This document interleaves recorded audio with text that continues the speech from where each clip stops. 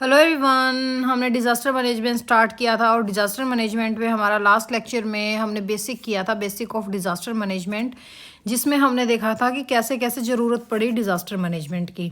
आज हम करते हैं कि डिज़ास्टर मैनेजमेंट में भारत के स्ट्रॉन्ग डेटा पॉइंट्स कौन से हैं, यानी कि भारत में प्रमुख आपदा प्रवण क्षेत्र कौन से हैं। तो आज हम क्या देखेंगे, भारत में प्रमुख आपदा प्रवण क्षेत्र, यानी कि कहाँ कहाँ आपदा ज़्यादातर आती है, देखने को मिलती है। तो सबसे पहले भारत क्यों ज़्यादा आपदा प्रवण है, क्यों ज़्यादा आपदाएं आती हैं। अगर हम भारत की बात करें तो सबसे पहले कौन सा क्षेत्र आ जाता है, जो हमारे हिमालय क्षेत्र है। हिमालय क्षेत्र में क्या आते हैं, जो भूकंप आते हैं। ठीक है, जैसे हमारा जो तटीय इलाका है, कौन सा, कोस्टल एरिया, तटीय इलाका, यहाँ हमें क्या देखने को मिलता है, चक्रवात। यहाँ क्या आते हैं, चक्रवात।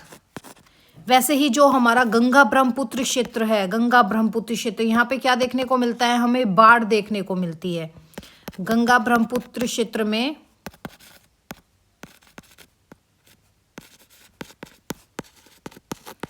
क्या देखने को मिलती है, कौन सी आपदा देखने को मिलती है, बाढ़ देखने को मिलती है। हमारा जो राजस्थान है या हरियाणा का कुछ एरिया है, साउदर्न हरियाणा का एरिया है, यहाँ हमें क्या देखने को मिलता है, राजस्थान हरियाणा में, राजस्थान हरियाणा के क्षेत्र में हमें देखने को मिलता है सूखा। सूखे के साथ और क्या देखने को मिलती है, हीट वेव, लू देखने को मिलती है। और जो हमारा पहाड़ी एरिया है, पहाड़ी क्षेत्र, पहाड़ी क्षेत्र में हमें कौन सा आपदा देखने को मिलती है, भूस्खलन, लैंडस्लाइडिंग, कहाँ देखने को मिलती है हमें, हमारे पहाड़ी एरिया में। तो भारत क्यों ज्यादा आपदा प्रवण है, उसका क्या रीजन है, उसका रीजन यही है कि भारत का जो हिमालयन क्षेत्र है वहां पे भूकंप आते रहते हैं, वो आपके जोन 5 के अंदर आता है। तटीय इलाकों में, हमारे कोस्टल एरियाज में हम देखते हैं चक्रवात मिलते हैं हमें। गंगा ब्रह्मपुत्र एरिया में बाढ़ आपदा देखने को मिलती है। राजस्थान में यहाँ और हरियाणा का जो साउदर्न एरिया है, इसमें हमें जैसे सूखा पड़ गया, हीट वेव आ गई, ये देखने को मिलती है आपदा। और जो पहाड़ी एरिया है वहाँ पे हम देखते हैं कि टाइम टू टाइम लैंडस्लाइडिंग होती रहती है। इसी को हम क्या कहते हैं, आपदा कहते हैं।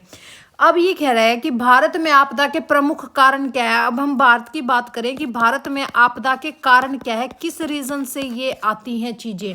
तो सबसे पहले आपका नेचुरल रीजन है, जिसको हम कह देते हैं प्राकृतिक कारण के वजह से। प्राकृतिक कारण क्या क्या हो सकते हैं, खुद सोचो, खुद का दिमाग लगाओ थोड़ा। प्राकृतिक कारण, भूकंप, भूकंप किसकी वजह से आते हैं, प्लेट टेक्टोनिक की वजह से। तो सबसे पहला नेचुरल रीजन में क्या हो जाएगा भाई, प्लेट टेक्टोनिक हो जाती हैं, जब प्लेट्स आपस में एक दूसरे से टकरा जाएं, ठीक है, जिसकी वजह से क्या आ जाता है, भूकंप आता है। फिर सेकंड क्या हो सकता है भाई, भारी वर्षा आ गई है, भारी वर्षा की वजह से क्या हो गया, बाढ़ हो गया, जैसे लास्ट ईयर हमने हरियाणा पंजाब में देखा। फिर हमारे जैसे समुद्री तूफान आते हैं। और क्या रीजन है, तापमान का बढ़ना, ग्लोबल वार्मिंग होना। ये तो हमारे नेचुरल कारण है। अगर हम बात करें सेकंड, मैन मेड रीजन कौन से हैं, मानवीय कारण कौन से हैं, मानव के कारण। ठीक है, मानव कारण कौन कौन से हैं, जैसे जंगलों की कटाई होती जा रही है, जंगलों की कटाई से भी तो डिजास्टर आ रहा है। ठीक है, हमारी बायोडाइवर्सिटी डैमेज हो रही है। नदी तटों पर अवैध निर्माण होना।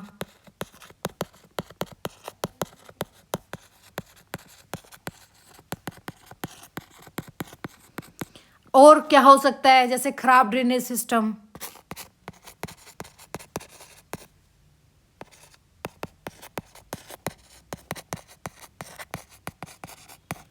और औद्योगिक सुरक्षा की कमी।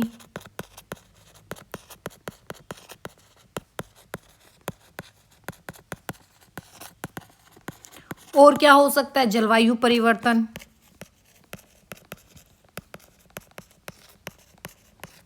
ये क्या थे, ये मानव रीजन थे।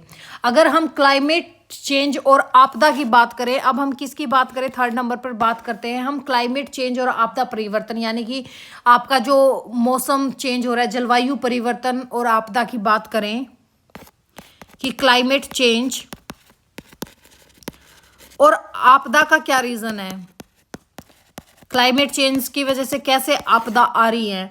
तो जैसे देखो जलवायु परिवर्तन के कारण कौन कौन से हो सकते हैं, जैसे हीट वेव बढ़ रही है भाई, हीट वेव बढ़ रही है। सेकंड और हम क्या कह सकते हैं जलवायु परिवर्तन में, समुद्र स्तर का बढ़ना, समुद्र स्तर का बढ़ना, और अनियमित बारिश। अनियमित बारिश की वजह से क्या हो सकती है, या तो सूखा आएगा,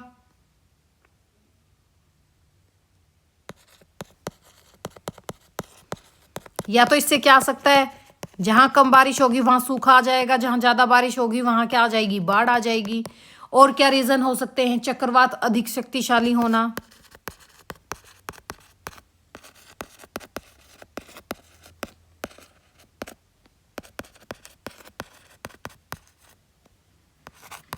यानी कि जहां हाई प्रेशर और लो प्रेशर का एकदम ज्यादा ही इफेक्ट आ जाए वहां पे क्या आ जाएगा भाई, चक्रवात तेज आ जाएंगे। अगर हमने देख लिया अभी तक कि क्या रीजन है डिजास्टर आने के, अगर हम बात करें कि इनके उपाय क्या हैं, आपदा प्रबंधन के उपाय क्या हैं, यानी कि क्या मेजर्स हैं आपदा प्रबंधन के मुख्य उपाय, क्या क्या उपाय हो सकते हैं कि हम डिजास्टर मैनेजमेंट के लिए हम क्या चीज ऐसी करें कि उससे बचा जा सके। तो सबसे पहला आ जाता है हमारा क्या, संरचनात्मक उपाय। क्या आ जाता है, संरचनात्मक। अगर हम संरचनात्मक उपाय की बात करें तो संरचनात्मक यानी कि स्ट्रक्चरल, उसमें क्या आ जाएंगे भाई, अच्छे से बांध बनाए जाए, मजबूत बांध बनाए जाए, तटबंध मजबूत किए जाएं, और क्या होगा, साइक्लोन शेल्टर बनाए जाएं,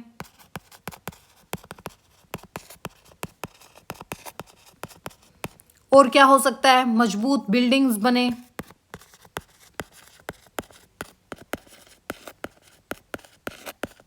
और क्या हो सकता है, जल निकासी की व्यवस्था अच्छी होनी चाहिए,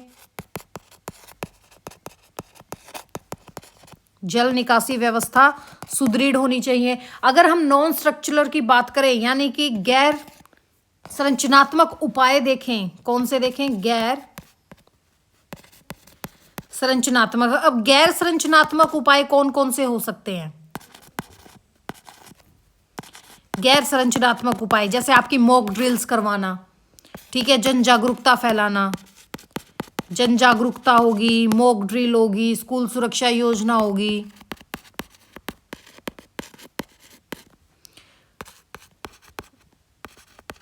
स्कूल सुरक्षा योजना, और क्या हो सकती है, चेतावनी प्रणाली, अर्ली वार्निंग सिस्टम, और हमारी आपदा शिक्षा जो आपकी एनसीईआरटी क्लास 8th में चैप्टर लगाया गया है आपका आपदा मैनेजमेंट का, ठीक है। इन सब ये क्या आते हैं, ये किस में आते हैं, ये कौन से उपाय होते हैं, नॉन स्ट्रक्चरल उपाय होते हैं। और फिर बात आ जाए कि ये बताओ कि आपदा के समय क्या क्या करना चाहिए। बात आ जाए कि मान लो कहीं पे भी डिजास्टर आ गया एकदम, तो आपदा के समय हमें क्या क्या करना चाहिए।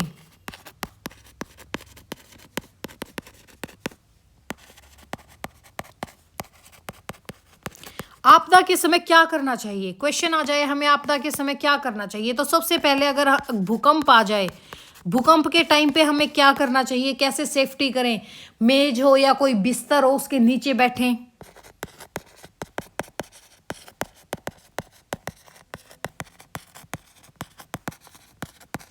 और क्या करना चाहिए, सिर ढक लेना चाहिए अपना, ताकि अगर भूकंप वगैरह से कुछ सिर पे आके गिरे तो उसकी सेफ्टी हो जाए, खुली जगह पे चला जाना चाहिए। फिर बात आ जाए क्या करना नहीं चाहिए, नहीं करना चाहिए, क्या नहीं करना चाहिए, क्या नहीं करना चाहिए भाई, लिफ्ट का प्रयोग नहीं करना चाहिए भूकंप के टाइम पे, लिफ्ट का प्रयोग नहीं करना चाहिए, खिड़की के पास नहीं खड़ा होना चाहिए,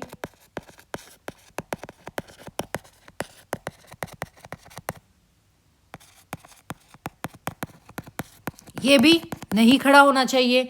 अच्छा, बाढ़ आ जाए तो क्या करना चाहिए, बाढ़, कहीं पर बाढ़ आ जाए तो क्या करना चाहिए, जो आपके ऊंची जगह है वहां पर चले जाना चाहिए, ऊंचे स्थान पर जाना चाहिए, साफ पानी का उपयोग करें ताकि डायरिया वगैरह ना हो,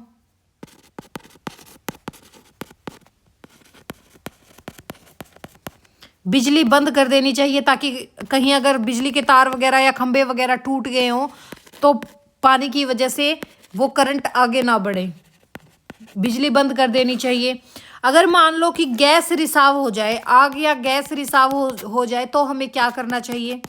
आग और गैस रिसाव के टाइम पे क्या करना चाहिए? अगर ये आपदा आ जाए तो नाक पर गीला कपड़ा डालना चाहिए। क्या करना चाहिए? नाक पर गीला कपड़ा डाल लेना चाहिए।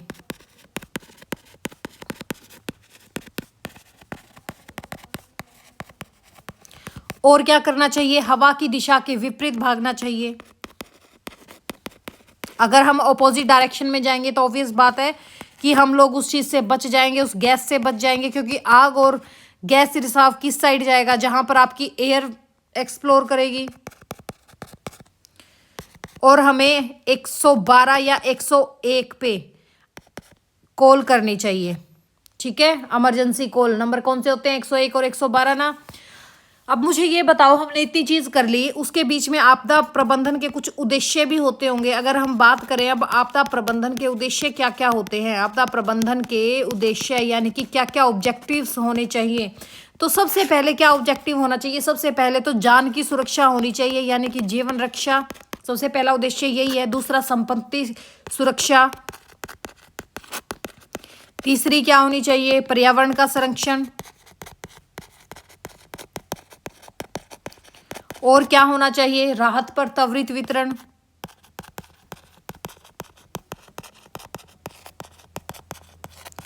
और क्या होना चाहिए? पुनर्वास योजना, रिहैबिलिटेशन होनी चाहिए दोबारा। भविष्य में जोखिम कम करना।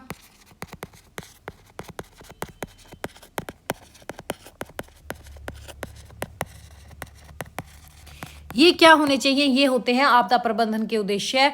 तो कुल मिला के हम क्या कह सकते हैं, जो आपदा होती है वो प्राकृतिक होती है, लेकिन नुकसान मानव निर्मित भी होता है। अगर सही योजना, मजबूत व्यवस्था और जन जागरूकता, तेज राहत प्रणाली हो तो आपदा का प्रभाव बहुत कम किया जा सकता है। अब हम बात करते हैं कि जो हमारा ये डिजास्टर मैनेजमेंट है, जो हमारा डिजास्टर मैनेजमेंट एक्ट है, भारत में कब लागू हुआ? कौन सा? हमारा डिजास्टर मैनेजमेंट एक्ट। अब हम बात करते हैं किसकी, कब लागू हुआ था? ये 2005 में लागू हुआ था। इस एक्ट को बनाने की जरूरत क्यों पड़ी? क्या रीजन था इस एक्ट को बनाने का? देखो, ये भारत में ना 2005 से पहले डिजास्टर मैनेजमेंट का कोई स्ट्रॉन्ग या कोई सिंगल नेशनल लॉ नहीं था हमारे भारत में। आपदा के समय काम तो होता था, लेकिन सिस्टम बिल्कुल बिखरा हुआ था। अलग अलग डिपार्टमेंट्स अपनी मर्जी से अपने अकॉर्डिंग काम करते थे। कोऑर्डिनेशन बहुत कमज़ोर था सभी कम्युनिटीज़ में। फंड्स हो गए या प्लानिंग, वार्निंग, रेस्क्यू में डिले होता था। और सबसे बड़ा रीज़न क्या था कि भारत में बार बार बड़ी आपदाएं आई, जिनसे सरकार को लगा कि अब आपदा को कानून के रूप में मजबूत करना जरूरी है। उसकी वजह से हमारा क्या आया? डिजास्टर मैनेजमेंट एक्ट 2005 बना। क्योंकि 2005 से पहले क्या प्रॉब्लम थी? 2005 से पहले देखो क्या प्रॉब्लम्स थी। अगर हम 2005 से पहले की बात करें, कोई भी एनडीएमए की टीम नहीं थी, कोई भी टीम नहीं थी एनडीएमए की, ना कोई एनडीआरएफ की टीम थी, कोई टीम नहीं थी। डिजास्टर प्लानिंग मैंडेटरी नहीं था। डिस्ट्रिक्ट लेवल सिस्टम बिल्कुल वीक था। राहत रिएक्टिव होती थी, यानी कि आपदा के बाद कोई भी कार्य किया जाता था। और मिटिगेशन जो पहले काम होता था वो भी नहीं होता था। इसलिए हमें 2005 के बाद 2005 से हमें डिजास्टर मैनेजमेंट की जरूरत पड़ी।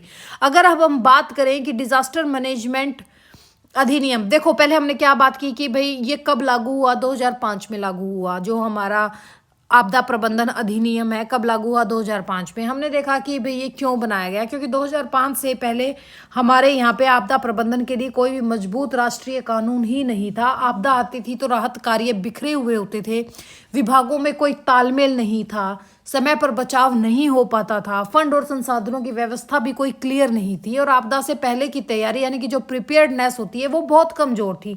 इसलिए सरकार ने क्या महसूस किया कि भाई आपदा प्रबंधन को नियमों और अधिकारों के साथ एक कानून के रूप में लागू करना अब जरूरी है।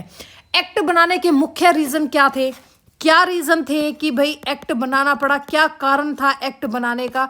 तो एक्ट बनाने का कारण क्या था कि भारत में आ रही लगातार बड़ी बड़ी आपदाएं, जैसे अगर हम बात करें प्रमुख आपदाओं की, तो हम अगर एग्जाम्पल ले तो जैसे आपका 1999 में आया था उड़ीसा में सुपर साइक्लोन, काफी नुकसान किया था भाई इस साइक्लोन ने, उड़ीसा सुपर साइक्लोन आया।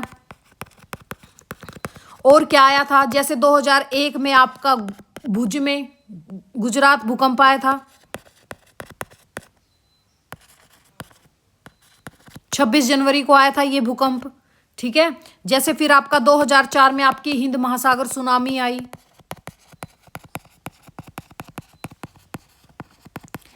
फिर 2005 का कश्मीर भूकंप आया।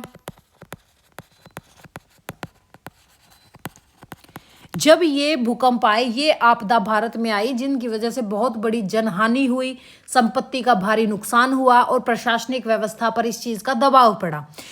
फिर इसके बाद रेस्क्यू और राहत में बहुत ज़्यादा कमियां सामने आई। तो खासकर 2004 का जो सुनामी आया था हमारा, इसने भारत को बिल्कुल झकझोर दिया था। जो हमारा तमिलनाडु है, ये कोस्टल एरिया है कंप्लीट, ये बहुत ज़्यादा यहाँ पे नुकसान हुआ था। 2004 वाला सुनामी आया था, तब साफ हो गया कि आपदा प्रबंधन के लिए एक परमानेंट सिस्टम होना चाहिए। और ये अधिनियम कैसे बना भाई? पहले आपदा को कानून में गंभीरता से लिया गया, केवल सरकार ने माना कि आपदा केवल प्राकृतिक घटना नहीं है, ये राष्ट्रीय सुरक्षा और विकास का मुद्दा है। फिर सरकार ने क्या किया भाई? सरकार ने एक राष्ट्रीय ढांचा यानी कि एक नेशनल फ्रेमवर्क बनाने की एक डिसीजन लिया, यानी एक ऐसा सिस्टम होना चाहिए जिसमें हमारी सेंट्रल गवर्नमेंट, हमारी स्टेट गवर्नमेंट, हमारा डिस्ट्रिक्ट प्रशासन, जो भी हमारा जिला प्रशासन है, पुलिस, स्वास्थ्य, नगर निकाय, हमारी जो सेना है एनडीआरएफ की, इन सब को एक साथ कोऑर्डिनेट होना पड़ेगा, एक तरीके से इनको काम करना पड़ेगा। फिर 2005 में आपका संसद से एक कानून पास हुआ, संसद से कानून पास हुआ और पूरे भारत में क्या लागू हो गया? हमारा डिजास्टर मैनेजमेंट एक्ट 2005 लागू हो गया, ठीक है। इस उद्देश्य, क्या उद्देश्य थे? अभी हमने ऑब्जेक्टिव किए थे भी आपदा प्रबंधन के लिए एक मजबूत कानून बनाना, ताकि काम मर्जी से नहीं नियमों से हो, राष्ट्रीय। इसके अंतर्गत क्या क्या काम हुए? अगर हम इसके 2005 एक्ट के अगर हम ऑब्जेक्टिव्स की बात करें, यानी कि बात करें इसके उद्देश्यों की, तो सबसे पहला उद्देश्य क्या था? आपदा प्रबंधन के लिए मजबूत कानून बनाया जाए। आपदा प्रबंधन के लिए, आपदा प्रबंधन के लिए एक मजबूत कानून बनाया जाए,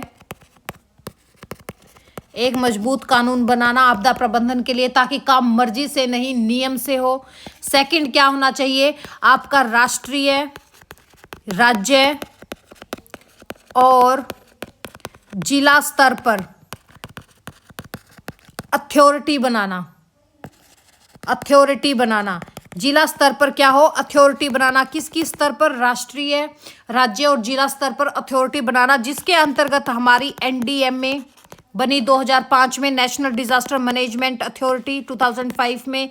इसी में आपकी एसडीएमए आई स्टेट लेवल की, और इसी में आपकी डिस्ट्रिक्ट लेवल की आई डीडीएमए, ठीक है। ये 2005 की उसमें बनी। फिर थर्ड क्या किया इन्होंने कि आपदा के समय रेस्क्यू और रिलीफ को फास्ट करना। तीसरा उद्देश्य क्या था? आपदा के समय रेस्क्यू और रिलीफ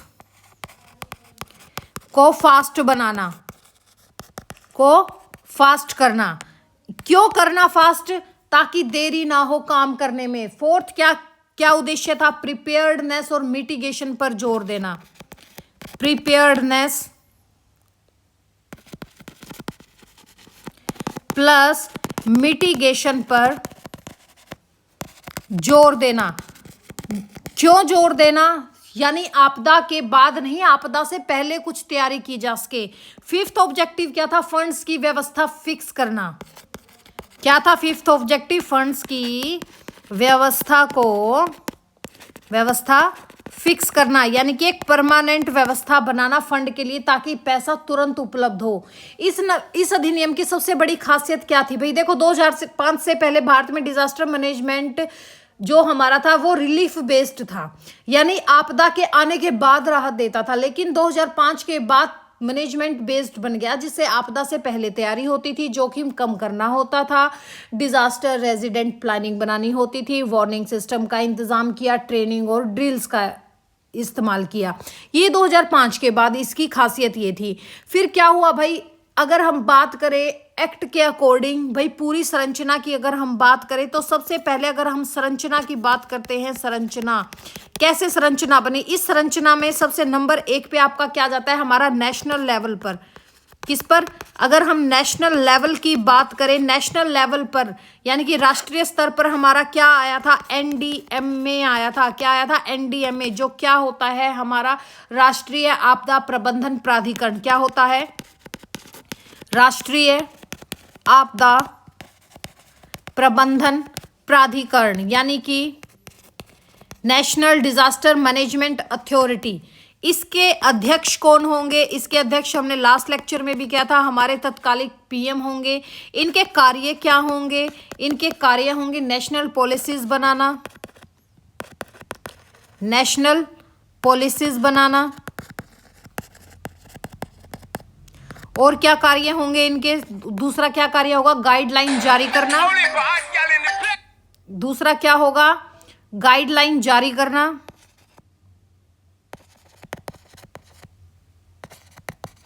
गाइडलाइंस जारी करना। फिर क्या होगा, नेशनल प्लान तैयार करना। नेशनल प्लान तैयार करना। क्या होगा, नेशनल प्लान तैयार करना। ठीक है, तो जो हमारा एनडीएमए है, जिसको हम कहते हैं राष्ट्रीय आपदा प्रबंधन प्राधिकरण, और इंग्लिश में हम इसको क्या कहते हैं, national disaster management authority, management authority. ठीक है, इसका क्या काम था, इसके अध्यक्ष कौन होते हैं, इसके अध्यक्ष हमारे पीएम होते हैं। इसका कार्य क्या होता है, नेशनल पॉलिसीज बनाना, गाइडलाइंस तैयार करना और नेशनल प्लान तैयार करना। फिर दूसरे नंबर पर क्या आता है, इसमें दूसरे नंबर पर आती है हमारी एनईसी। एनईसी मतलब जो हमारी राष्ट्रीय कार्यकारी समिति होती है, राष्ट्रीय कार्यकारी समिति, यानी कि हम इसको क्या कह देंगे, नेशनल एग्जीक्यूटिव पुलिस कमेटी।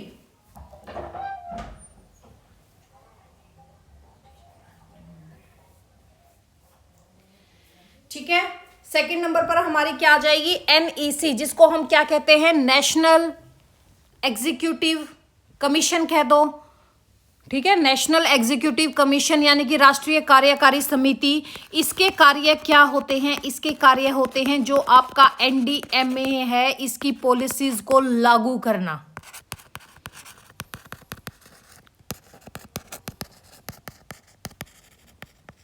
और क्या कार्य होते हैं इसके, मिनिस्ट्रीज के बीच में कोऑर्डिनेशन करना।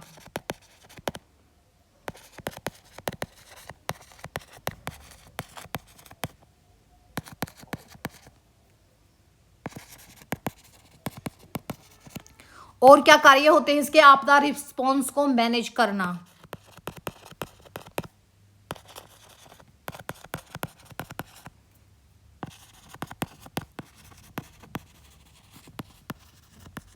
ठीक है, फिर हमारा थर्ड इसमें क्या था, नेशनल डिजास्टर मैनेजमेंट एक्ट में एनडीआरएफ यानी कि नेशनल डिजास्टर रिलीफ फोर्स, राष्ट्रीय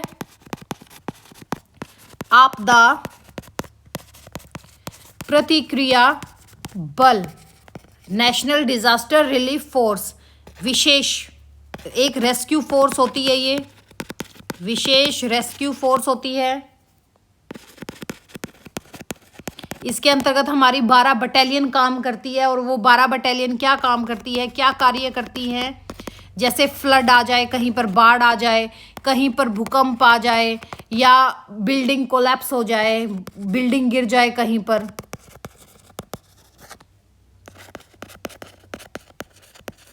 और जैसे कहीं साइक्लोन आ जाए यानी कि कहीं चक्रवात आ जाए, आदि में बचाव का कार्य करती है। आदि में बचाव का कार्य कौन करता है, हमारी एनडीआरएफ की टीम करती है। और ये क्या होती है, एक ट्रेंड पर्सनल लेवल पे इनको ट्रेंड किया जाता है। ठीक है, ट्रेंड करती है पर्सनल लेवल पर लोगों को।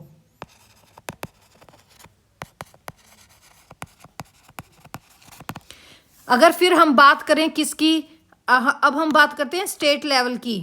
स्टेट लेवल पे हमारा क्या था, एसडीएम में, और क्या था हमारा डीडीएम में, डिस्ट्रिक्ट लेवल पे था।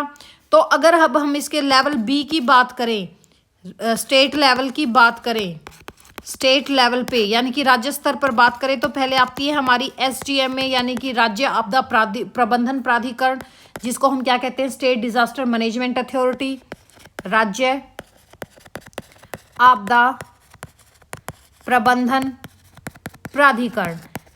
जो ये हमारी एसडीएम में है, इसके अध्यक्ष कौन होंगे, जैसे आपके नेशनल लेवल पे पीएम होते हैं, वैसे इसके अध्यक्ष कौन होते हैं, सीएम होते हैं।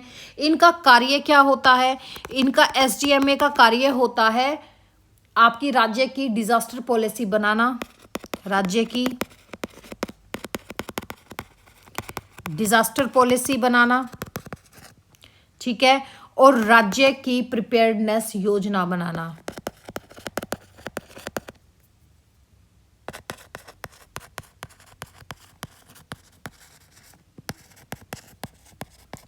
फिर हमारा इसी में जो सेकंड आता है वो क्या आता है, एसईसी, स्टेट एग्जीक्यूटिव कमीशन। क्या होता है, एसईसी यानी कि राज्य कार्यकारी समिति। ये क्या कार्य करती है, एसडीएमए की योजनाओं को लागू करती है।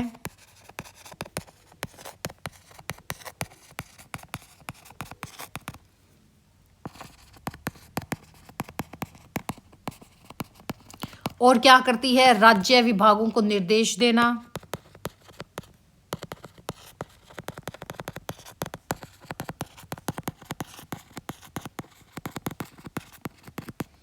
फिर हमारा थर्ड लेवल कौन सा आ जाता है, सी लेवल, जिसको हम क्या बोलते हैं, डिस्ट्रिक्ट लेवल, यानी कि जिला स्तर पर अगर हम बात करें तो जिला स्तर पर आपकी क्या आ जाती है, DDMA, DDMA district disaster management authority, जिसको हम क्या बोलते हैं, जिला आपदा प्रबंधन प्राधिकरण।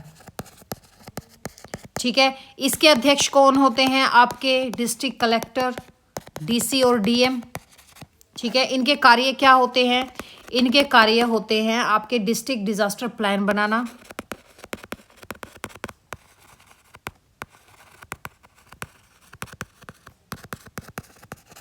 और राहत शिविर कार्य चलाना, रेस्क्यू प्लस एवोकेशन करना, यानी कि राहत बचाव कार्य करना,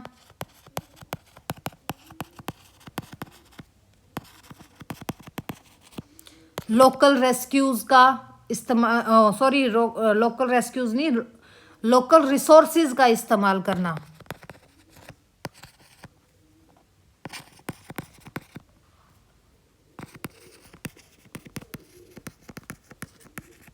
ये किसके, आपके स्टेट लेवल के हैं। अब ये देखो, जो ये हमारा एक्ट है 2005, डिजास्टर प्लान मैंडेटरी किया गया। इस एक्ट में हमारा डिजास्टर मैनेजमेंट मैंडेटरी किया गया। अब हर लेवल पर प्लान जरूरी है, क्योंकि नेशनल डिजास्टर मैनेजमेंट प्लान आ गए, स्टेट डिजास्टर मैनेजमेंट प्लान आ चुके हैं, डिस्ट्रिक्ट डिजास्टर मैनेजमेंट प्लान आ चुके हैं, और डिपार्टमेंट वाइज प्लान भी आए, जिसमें आपकी हेल्थ की बात की गई, पुलिस आ गई, पीडब्ल्यूडी एक्सेट्रा होगी। अगर अब हम बात करें कि फंड की व्यवस्था कैसे की गई, अगर अब हम इसमें देखें कि फंड्स की क्या व्यवस्था है डिजास्टर मैनेजमेंट में, फंड की व्यवस्था, ठीक है, मोस्ट इंपॉर्टेंट है ये। एक्ट ने फंडिंग को क्लियर किया, कैसे क्लियर किया, फर्स्ट इसमें क्या आया, एनडीआरएफ। एनडीआरएफ अब ये रिलीफ फोर्स नहीं है, ये है हमारा नेशनल डिजास्टर रिस्पांस फंड। ये क्या है, नेशनल डिजास्टर रिस्पांस फंड। ठीक है, ये अगर हम बात करें फंड की, तो एनडीआरएफ क्या काम करेगा, रिस्पांस फंड। ठीक है, एनडीआरएफ, एक एनडीआरएफ जो 2006 में बना था, वो क्या था, नेशनल डिजास्टर रिलीफ फोर्स, और ये क्या है, नेशनल डिजास्टर रिस्पांस फंड, यानी कि राष्ट्रीय स्तर का फंड।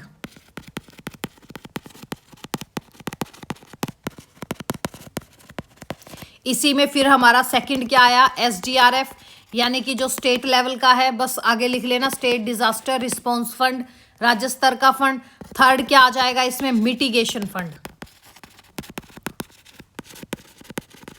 ठीक है, स्टेट डिजास्टर रिस्पॉन्स फंड और मिटिगेशन फंड क्या होता है, आपदा से पहले जोखिम कम करने के लिए जो फंड मिलता है।